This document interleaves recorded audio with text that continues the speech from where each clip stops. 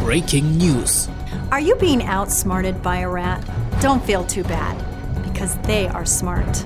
Rats aren't only smart, they're also kind to each other. Rats can learn and adapt about 10 times quicker than us as humans. Rats have been known to share food with other rats and have even been known to figure out how to open another rat's cage to set them free.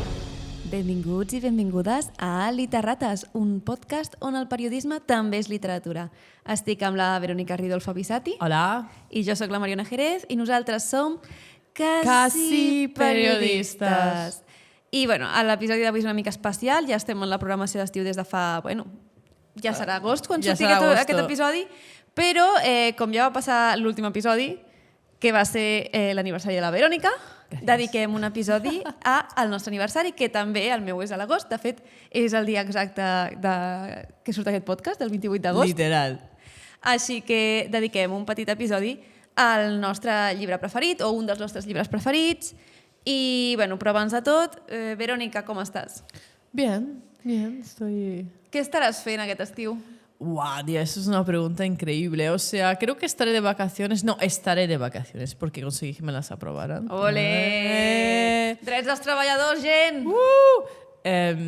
No lo sé. ¿Sabes qué? No lo sé. Creo que estaré leyendo algún libro, posiblemente poniéndome morena, que es lo que más o menos me gusta hacer, disociándome de la gente. O sea, estaré pisando cero Barcelona, porque es que yo Barcelona en verano, lo siento, pero soy muy mod antisocial. Comprensible. Porque ya hoy, que es el día de grabación del podcast, he esquivado, no os puedo decir, creo que he salido al menos en 15 fotos de personas delante de Casa Patró. Salgo yo. Sí, Salgo yo, mi pelo. O sea, en todas, I penseu que no estem gravant això en època turística encara. No es la época fuerte, ya he salido en 500.000, entonces yo digo, pues no, ¿sabes? O sea, yo creo que estaré disociada y si puedo, al igual haré algún viajecito, pero disperso, en un sitio disperso, donde no me pueda alcanzar la globalización, ¿sabes? Sí. O sea, esto es lo que me imagino haciendo. Bueno, escolta, jo veig un bon pla, pujar a Barcelona, bueno, baixar a Barcelona, depèn del punt de vista. És algo que realment et drena l'energia. Et drena l'energia. I sobretot en època d'estiu, que hi ha molt turista. No. O sea, ya es como que además para bajar, Renfe Rodalías, que ya va fatal en los días de poco turismo, vamos a decir. Y en verano es la pesadilla y os recomiendo bus. Ja, jo tristament crec que també faria més o menys el mateix. No, tristament com que tristament? Tristament perquè tu al teu poble tens platja, però jo no. Això sí. I llavors jo si vull anar a la platja no sé ni on hauré d'anar. Potser cap a... Sí, no, normalment els que som del Vallès, quan anem a la platja o sigui, alguna vegada sí que anem a la platja de Barcelona, però jo, per exemple, encara no he trepitjat cap platja de Barcelona como tal. Tampoco la recomendaría. Creo que tenéis playas mucho más bonitas. En el norte tenéis playas mucho más bonitas, mucho más limpias. O sea, yo las veces que con coraje y valor... Deucata cap amunt. Exacto, yo pillaba tren, bajaba allí y hay mucha diferencia. Bueno, jo he estat a la de Badalona, perquè tinc una amiga de Badalona, i estava molt guai, la veritat. I després hi ha una de Barcelona que jo no li diria platja, és més una mena de piscina... marítima, perquè és literalment, o sigui, una construcció com de piscina, però que és aigua del mar. Vale. I crec que està ficada, a més, en un lloc que està com a prop, no sé si del port o d'alguna que dius, bueno, l'aigua no serà la més neta, però tu passes molt bé, la veritat. Vale. És guai. No me'n recordo. Vale, la buscaré. No me'n recordo. A mi m'hi van portar i és molt guai perquè també no hi ha sorra i tal, i pots anar a banyar-te que guapo, sí, i tornes en tren i no t'has de preocupar de si tens la sorra als peus o a les sabates i després entres a casa i tens sorra tot arreu. La sorra se multiplica, Sí. Però bueno, aquests són els nostres plans d'estiu. Avui estem aquí celebrant el meu aniversari. Felicidades, Mariona. Gràcies. Bueno, ahora no, pero es que claro, cuando salga encara em queden uns quants mesos, però... Bueno, yo cuando este capítulo saldrá tendré 30, ¿sabes? Sí, és veritat. Però bueno, escolta, com em van dir a mi, quan em van dir a mi algú, que això sí que em va fer mal perquè dic, per què m'ho dius? Em van dir, els 30 són els nous 20. Ay, tío, espero que no me lo digan, tío, por favor. O sea, No, espero però que no me ho van dir a mi, que jo no tinc No els tenías 30. ni 30. Ah, o sea, pero te dijeron que tú tenías 30. Sí, algú em va dir, en plan, quina edat tens? I jo, quina edat em fiques? I Ai, no. no sé, em va dir, diu, no ho sé, és que els 30 són els nous 20. I jo, pues no. No, tinc 30. no. Però és veritat, això és veritat, que hi ha molta gent que diu que als 30 s'està molt millor que als 20 perquè tens més estabilitat econòmica, més estabilitat psicològica, et coneixes millor. A ver, sí, a ver. La dècada dels 30, eh? Sí, Diràs te lo 39. compro. No et dic que si acabes d'aterrar als 30 potser estàs encara descol·locat, però durant la dècada dels 30 com que les coses Vale, o fiquen sea al que seu yo el lloc. primer año es bonus, es de prueba. Luego el siguiente es el bueno. Es que el escolta, de tens carnet 31 jove fins als 35. Jo crec que els 35 és com la frontera de dir, vale, llavors ja com que ha de començar la cosa a situar-se una mica y a ver qué tal. Ya descubriremos solo posteriormente cuando volvamos a tomar capítulos como en directo, sin Sí. pregrabados, si realmente alguien me habrá dicho los 30 son los nuevos. Sí, no? T'ho hauré dit jo. O sigui, M'ho haurà dit los 30 Mariona. són los nuevos 20. Pero bueno, ¿de qué libro nos vienes a hablar hoy, Mariona, para tu día especial? Vinc a parlar d'un llibre que m'ha acompanyat durant molt de temps. No m'avergonyes reconèixer que no ha sigut una lectura ràpida i no perquè el llibre sigui lent de llegir, sinó perquè és un llibre que està fet d'una forma que te'l pots llegir xinutxant. Poco a poco, está bien. I llavors és un llibre que he tingut a la taula de nit i me l'he anat llegint pues, un capítol cada quan. I així. Pues. I el llibre és Rússia, l'escenari més gran del món, de Manel Elias, que és un periodista català i que també és el llibre que, bueno, jo tinc l'edició, la 8a edició, que es va fer al maig, crec que és de 2022, i només perquè calculeu una mica, va publicar-se aquest llibre a l'octubre de 2021, o sigui, en menys d'un any ja tenia 8 edicions, ho va patar bastant fort. Imagínate, o sea... També és que hi va haver una cosa durant aquest període entre octubre de 2021 i maig de 2022 que es diu la invasió Rússia d'Ucraïna. Claro, es diu, sí. I llavors jo crec que això també va ser com un Hombre, boom claro, a les es ventes. como un boom increíble, sí, evidentemente. Però bueno, quan aquest llibre arriba a les meves mans, jo, bueno, en aquell moment encara no estava molt orientada amb què anava a fer amb la meva vida. I va ser a partir d'aquest llibre i d'una altra experiència que vaig tenir a la ràdio del meu poble que vaig decidir fer el màster de periodisme i aquí estic ara, bueno, sent quasi periodista. Eso es muy bonito. Es como es el libro que te motivó a ser periodista. Es muy Sí. guapo. O sea... I, bueno, deixa que contextualitzi una mica el llibre, per dir-ho així. Vale. El llibre va ser l'experiència de Manel Elias, que és un periodista, que és el primer corresponsal que TV3 i Catalunya Ràdio envien a Rússia. El llibre té un subtítol, almenys l'edició, l'he dit, tinc la 8a edició, almenys la 8a edició té un subtítol que jo crec que és molt explicatiu del que és el llibre, que és Cròniques d'un país inabastable. Crec que és reflexa molt el que és el llibre, perquè això són capítols que van com cròniques. Sí que alguns capítols tenen relació entre si, però són com petites cròniques i, a més, a vegades no són ni temporalment lineals, sinó són petits episodis que l'autor, el Manel, te'ls explica com creu que s'han d'explicar, en l'ordre que creu que s'han d'explicar perquè tu entenguis, no? Al final és la seva història i la història d'un país. I, bueno, el llibre en si cobreix tota la corresponsalia, per dir-ho així, més o menys. Comença, el primer capítol, comença explicant un petit moment de la vida del periodista el 2013, on diu que pensa que se'n vol anar a viure a l'estranger. I diu que li agradaria fer allò, una excedència i anar-se a viure a l'estranger, però que l'economia no dona per això, però que sí que vol marxar un any a l'estranger. I que a partir d'això mira corresponsalies i veu que TV3 té una corresponsalia a Londres. I diu, doncs me'n vull anar a Londres. Però no s'obre una corresponsalia a Londres, sinó que el 2014 s'obre una corresponsalia a Moscou. I ell s'hi presenta. I, bueno, ell diu, no sap rus, però ell s'hi presenta i li fa il·lusió anar-hi. Li diuen que potser estàs com el segon de la llista, no està segur de si anirà o no, però ell té il·lusió d'anar-hi i al final li donen la plaça. I, bueno, la reacció del seu voltant és ostres, quant de temps has d'estar? Quan podràs tornar? Ho sento molt, condolències i Ai, ho sento molt. Sí, clar, li donen les condolències perquè te'n vas a Rússia. Rússia, vull dir, aquest país que no té ni un sistema democràtic, que està dins d'una dictadura, que té les llibertats superoprimides, i te'n vas allà, a més a treballar. Vull dir, no és que te'n vagis a viatjar, saps?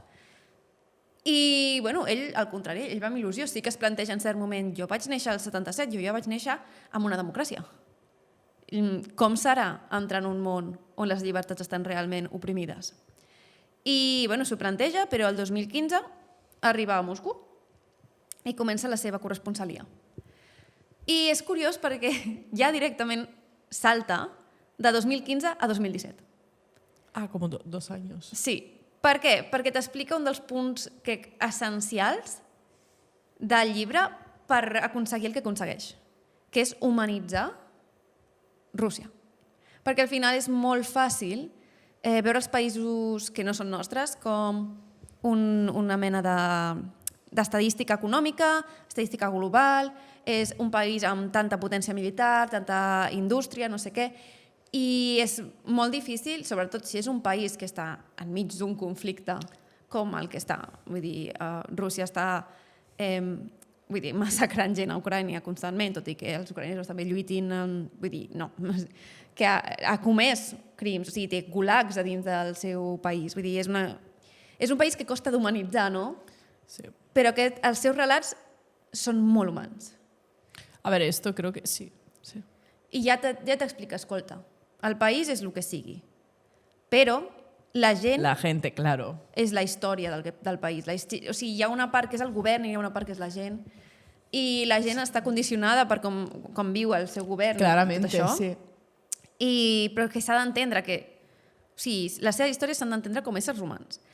I jo crec que fa molt bé que el primer capítol que et parla des de Rússia et parla del 2017, quan coneix a la Gènia, que és la que es convertirà en la seva dona.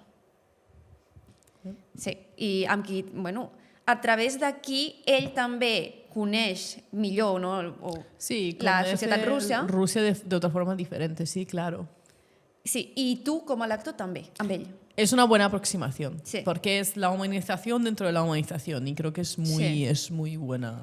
I també et dic que a partir de llegir aquest llibre i de com descriu aquest personatge que és la Gènia, que és, a més et diu que la Gènia ja tenia un fill d'un matrimoni previ, a qui rep com fill seu, i a més es veu que comença a estudiar espanyol i tenen com moments molt tendres que descriu, no? De que li van ensenyar la paraula cajones, però ell no recordava cajones sinó cojones. I me parece... Detalls així, no? Que te'ls humanitzen molt i que, ostres, o sigui, en cap moment he pensat, bueno, m'agradaria conèixer aquesta gent, però honestament m'agradaria conèixer aquesta gent perquè semblen molt macos. O sigui, realment veus com ell veu a la seva família. No sé com són en realitat, però sé que ell els hi té un carinyo impressionant perquè els descriu així. I, bueno, fora d'això, la Gènia sí que és un personatge que va reapareixent durant el llibre. Ja, o sigui, te la presenta al principi i ja saps que és essencial. I bueno, va apareixent durant el llibre, però el llibre en si són això, cròniques de diferents temes. Vale. Tens temes com el primer astronauta rus, tens temes com una patinadora centenària en un llac preciós que hi ha per allà de la Rússia, tens les cròniques del país, del poble més fred del món, on no poden apagar els cotxes, ja en general a Moscou no poden apagar els cotxes a l'hivern perquè es congelen. Tens cròniques sobre el fred, tens cròniques sobre les coses boniques, no? I les coses més lletges. I jo, a veure, s'ha d'entendre que Manel Alias és un gran professional i és potser el periodista que jo més admiro, perquè ell quan l'aproximació que ell té a Rússia ve una mica des de la seva carrera. Manel Alias estudia comunicació audiovisual, com jo. No estudia periodisme, estudia comunicació audiovisual, tot i que ella estudia a l'Autònoma, jo vaig estudiar a la Central, a la UB. I després fa un màster en videoperiodisme. I, bueno, això ja em dona com simpatia de dir, mira, va fer com jo. De fet, d'aquí ve que dic, ja estava graduada quan vaig llegir aquell llibre de comunicació audiovisual i dic, espera, que el periodisme és una sortida. Ahà! Bueno, però ell quan comença a treballar en el que és periodisme, comença des d'un programa que es diu Infoca. Que a tu no et deu sonar perquè ets italiana i vas créixer a Itàlia. No em sona, de fet. Així que t'ho explico. L'Infoca era un informatiu per nens. Ah, ok. I és un gran material didàctic, sobretot pels professors, per explicar coses. Fiquen vídeos de l'Infoca a la classe moltes vegades. Ah, ok. La meva mare crec que ha ficat moltes vegades, la meva mare és professora de primària, i ha ficat moltes vegades vídeos de l'Infoca per explicar certs temes. I bueno, l'Infoca sempre fa una feina molt bona de pedagogia i també de crear una societat on els nens estiguin una mica més informats de com saber informar-se. Que eso es muy importante, Sí. o sea, creo que es algo que hoy en día también vendría bien. Exacte. I, bueno, ell es va formar aquí i, a més, es va especialitzar, crec que en educació durant molt de temps i en documentals. Va treballar molt de temps dins del que és TV3 i aquí. I quan va anar a Rússia ja anava amb aquesta formació com humana, no? Després, clar, ell torna el 2021, Ok, sí, claro. que és quan acaba el llibre. El llibre acaba, l'últim capítol és el 2021, i em fa molta gràcia perquè, vale, és una mica spoiler, Será un tremendo spoiler, de hecho, Pero- sin una mica. però no pot ser un spoiler perquè al final són cròniques reals. Claro, es lo que él te está contando. O sea, yo creo es lo que hablamos alguna vez aquí. No le va a quitar ningún valor al Sí. libro, así que lo puedes decir seguramente. Però és graciós perquè o sigui, el llibre està molt ben escrit de forma que, tot i que són cròniques separades, els temes van recurrents. I al final del llibre sí que hi ha un moment on entra en temàtica més, anem a parlar pues, de reivindicacions, de revolució, de gulags, de presoners. I dins d'aquí arriba als tatuatges. I en els tatuatges arriba al capítol final, que és ell explicant, dient, jo no em volia tatuar. Jo veia els tatuatges en la gent com veig a la gent fent pues, esports de risc. No? Els admiro molt, però no són per mi. I després, a més, quan et fas gran, dius, si ja no ho he fet als 25, per què ho faré als 40? I va dir, fent una narrativa, no?, que tothom qui li agraden els tatuatges però no se n'ha fet un o no es vol fer un, ho pensa, no? És que a més és per tota la vida. Jo em fico una samarreta aquesta setmana i l'acabé, potser, penso que m'ha quedat fatal la foto on surto amb aquesta samarreta. I va fent aquesta reflexió que dius, bueno, m'estàs explicant que no tens tatuatges. I al final et diu, i ara estic aquí... No, i a més és que, diu, hi ha gent que es tatua els noms de les parelles. Quan hi ha una ràtio de divorcis altíssima. I comença així. I et diu, i ara jo estic aquí tatuant-me en ciríl·lic el nom de la gent i el braç. I així és com t'acaba una mica el llibre. I diu, però és que me'n torno a Barcelona. I diu, i me'n vull portar una peça de Rússia amb mi, no? I res, i m'identifica més aquest temps que he passat a Rússia com la meva dona i l'idioma ciríl·lic. I al final, vull dir, ella explica que ell s'emporta a la dona, al fill, i que tenen un altre fill, de fet, durant la durada d'aquest llibre, i van a viure tots a Barcelona. I acaba així el llibre, no?, amb la seva tornada. De fet, crec que ho escriu encara no ha aterrat a Barcelona i només dient en plan i jo me'n torno, pues, i t'explica una mica pues, el que sent el tornar, no?, de dir, quan marxes, penses que és un viatge d'anada i tornada, no? Sí. Però quan tornes no saps si algun dia tornaràs a marxar. Saps? En plan, potser no torna a trepitjar Rússia.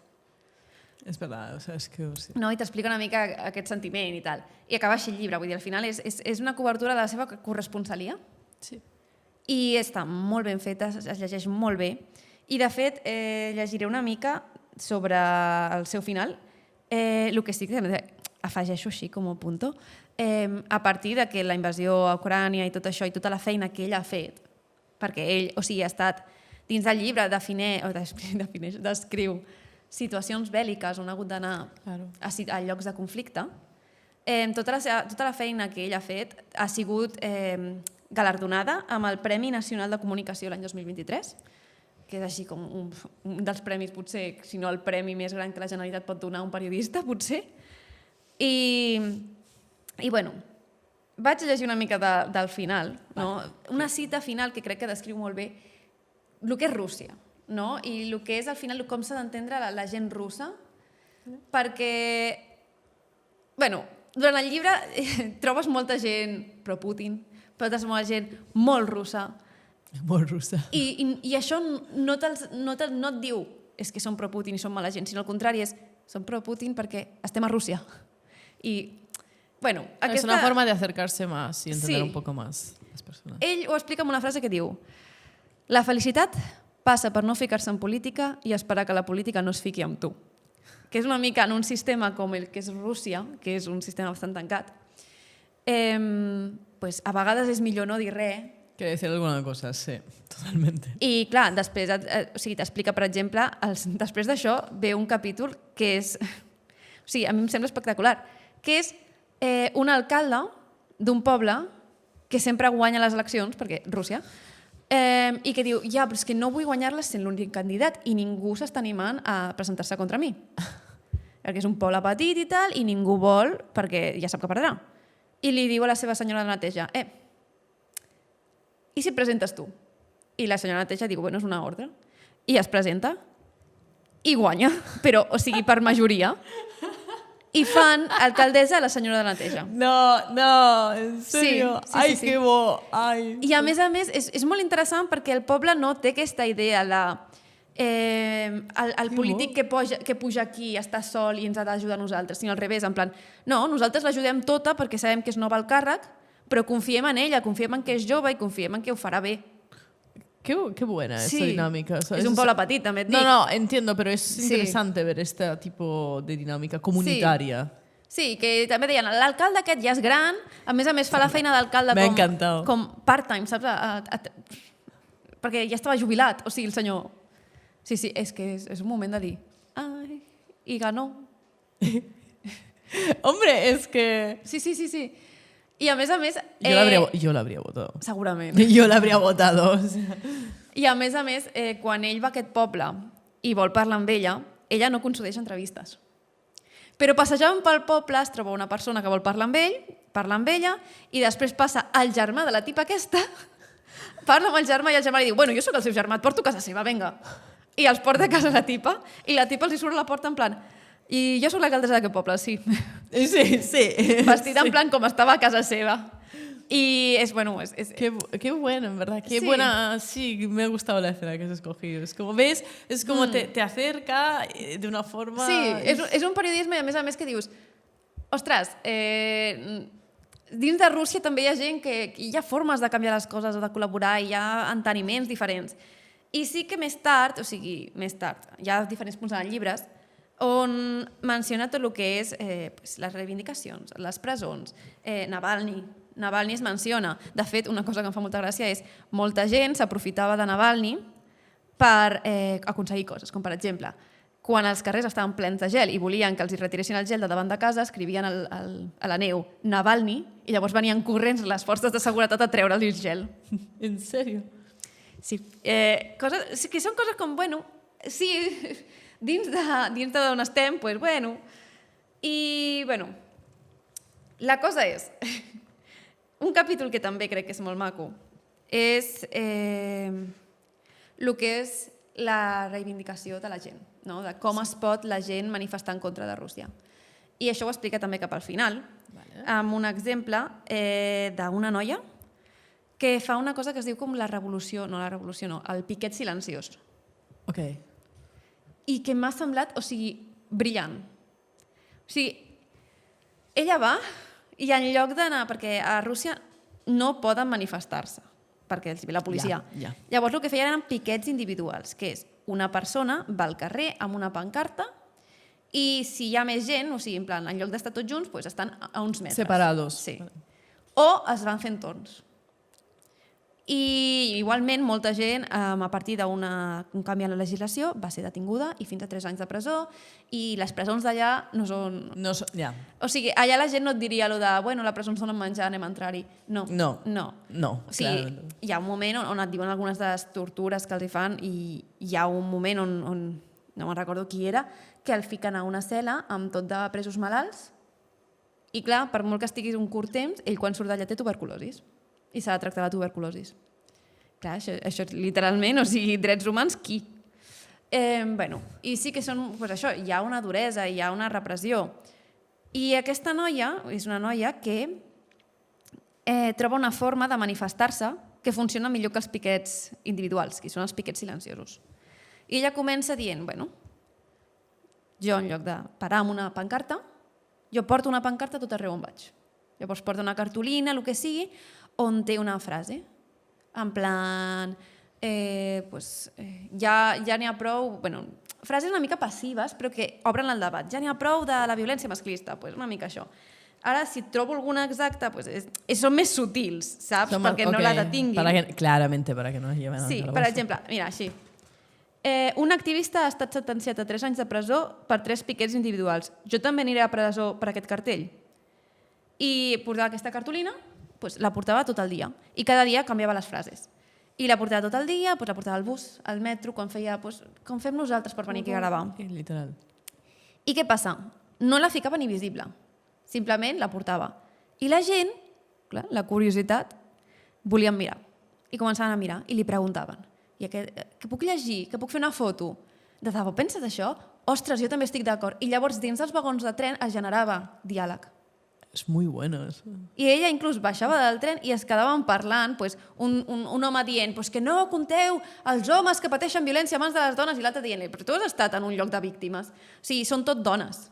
O sigui, i aquests debats es generaven a partir del piquet silenciós. I ella anava publicant a les xarxes com anaven cada dia i vull dir, va rebre amenaces de mort, sí. Però la gent es va anar sumant. I una cosa que em crida molt l'atenció és que al final ella va crear un centre, per dir-ho, un lloc, on totes les activistes que estaven ja cremades, perquè al final diu que ser activista crema, no? De tothom t'amenaça de mort, sempre has d'estar com en contra, remant en contra, Sí. i diu que crea aquest centre on les activistes poden anar a juntar-se, no? A viure juntes per passar millor, no? aquest moment de soledat, perquè es senten molt soles. I aquest és un dels últims episodis, no? On jo crec que et mostra molt aquest punt de...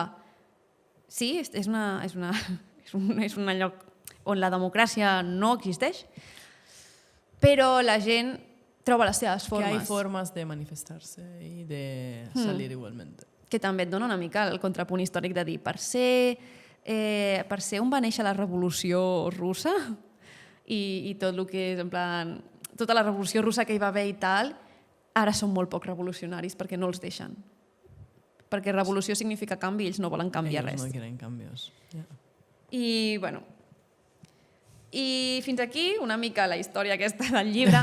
Sí que una frase que m'agrada molt és que li pregunta hi ha un moment on parla amb un ballarí. Ok. No té res a veure amb el que és polític. Bueno, sí que hi ha un moment on li parla, en plan, tens a Putin tatuat al pit, però tens a Ucrània tatuada al braç. Què passa? I li diu en plan, bueno, és que Putin és el que té el poder per parar les guerres. I jo confio en que en algun moment ell podrà parar el conflicte, perquè el que no vull és la guerra. Que tiene sentido como frase. Sí, sí, no li falta sentit, O sea, però el és com... sentido, a ver... Jo no sé si m'hagués tatuat a Putin No, a al ver, pit. yo tampoco ¿Sabes? ocuparía, pero la frase, Sí. si no sabemos que está tatuado, ¿sabes? Però bueno, és un ballarí que de fet als 21 anys es retira del ballet. Ok. I li pregunta i això ja no té res a veure amb Rússia, és simplement una mica de lliçó de vida. Li pregunta en plan, no te'n penedeixes, tu eres una gran estrella del ballet, tu estaves al ballet de Londres i eres una gran celebritat tant a Rússia com al món. No te'n penedeixes dels 21 anys retirar-te? I li diu, no sóc de la classe de persones que es penedeixen de les coses, només procuro seguir endavant. És absurd mirar enrere, s'escapa l'energia. I això crec que és una bona lliçó de vida. Es una buena lección de vida. És una de les frases que m'he marcat per, en el futur, en plan, mirar-la. I bueno, jo recomano molt aquest llibre i sobretot recomano molt perquè ajuda a entendre que hi ha molts llocs, hi ha molts països i cultures que estan fetes a bases de contradiccions. Jo sempre he parlat més de Xina. A Xina és tot contradiccions entre la llibertat i l'opressió i hi ha coses que pots fer i coses que no, però a la vegada Xina sempre troba la forma de fer-les i hi ha un tipus de llibertat que aquí no tenim i hi ha un tipus d'opressió que aquí no tenim. I és un lloc de contrastos també, i Rússia també ho és. I això ho fica al principi del llibre. I bueno, és un llibre que això m'ha acompanyat des de 2022 fins a 2026, perquè m'he anat llegint com fragment a fragment. No me l'he llegit de cop. Pero yo creo que eso es lo bueno de la lectura y del vínculo que tienes con ella. O sea, yo creo que no tiene que ser algo como capitalístico, como consumidor, que es un miedo que tengo yo de que ahora hay cierto enfoque por cierto tipo de visibilidad, incluso de influencer, que mira cuántos libros... No, yo creo que la lectura es un placer y un momento para nosotros con nosotros. Entonces, para mí es como, has tardado esto, pues es el tiempo que el libro ha estado contigo y que tú has disfrutado del libro a medida que crecías. Y eso es bonito. O sea, no hay ninguna presión en esto. Sí, però és sort que no el vaig agafar d'una biblioteca. No, això no. Perquè a mi, o sigui, jo no puc agafar llibres de biblioteques perquè jo mai sé quan tardaré a llegir-me un llibre. Sí, no m'agrada tenir pressa per llegir-me un llibre. Es que es 100%, es que no deberías tener prisa para tener un libro. I clar, m'encantaria poder agafar llibres de biblioteques, pero es que m'estresso. No, es que yo creo que estresa. Yo normalmente en la uni era como renovación 1, renovación 2, renovación 3. Claro. Ya no tienes más renovaciones además porque, bueno, ya sabemos el tamaño de los libros que leo yo. Entonces como, madre mi vida santísima. Però sí, t'entiendo. O sea... No, i a més, que jo porto els llibres a tot arreu i em sabria molt greu fer malbé un llibre o sigui, un día que plou o algo. Ay, madre mía, es que Mariano lo ve, yo como los llevo en la mochila, están como envueltos en bolsas de plásticos, 1000 libros, porque un día me traumé muchísimo porque con la lluvia yo el paraguas, la escena fue muy cómica, porque yo voltando la mochila delante mío, el paraguas sobre la mochila, porque el libro estaba dentro, sin envoltorio, ya no vuelvo a ser eso.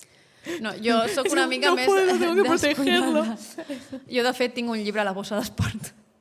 Però Ja el tinc tal qual, eh? O sigui, és el de Cruel Prince, que, bueno, ara podeu situar quan hem gravat això, però, bueno, que tinc un llibre a la bossa d'esport perquè no podia portar més pes a la motxilla. Es que yo no puedo, los míos van siempre envueltos para protección extrema, ¿sabes? O sea... Jo és que sóc més de dir... Els llibres viuen, també, ¿no? ¿Sabes? No, sí, estoy de acuerdo, pero es que el día lo que me pasó es que yo tenía un libro de Saramago, además, pero que no es ensayo sobre la ceguera, es El Evangelio según Jesucristo, que es un libro buenísimo. Y se me rompió la botella de vidrio que tenía de agua. Bueno, però això ens ha passat a tots, eh? No, pero yo es como... es que te lo tengo... Mira, un día lo voy a traer en un episodio. Sí. Está como... Ha engordado mucho el libro, vamos a decirlo. Sí. Y estuve semanas para que se secase porque se había mojado de una forma. Entonces me generaba un trauma y digo, no. Envoltorio de plástico para protegértelo de las adversidades. Sí.